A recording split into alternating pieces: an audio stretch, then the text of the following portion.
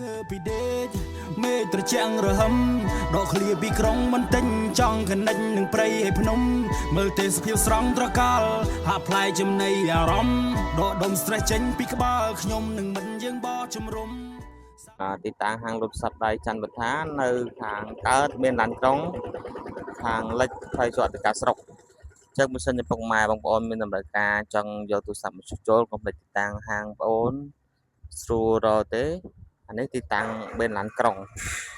GTS ចម្ងាយពី GTS ខាងកើតបេនឡានក្រុងចម្ងាយតែ20 ម៉ែត្រទេចឹងអានេះផ្លូវចូលអធិការស្រុកបើសិនជាពុកម៉ែបងប្អូនចេញមកពីផ្លូវអូជុញដល់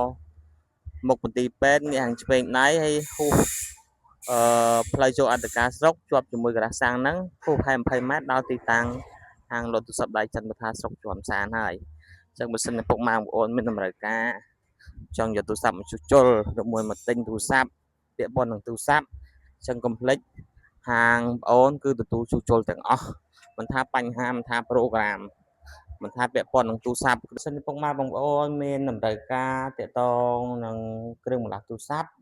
ហើយនឹងបញ្ហាទូរស័ព្ទពុកម៉ែបងប្អូនប្រើទៅមានបញ្ហាដូចជាអាលុតទូរស័ព្ទស៊ីថ្ម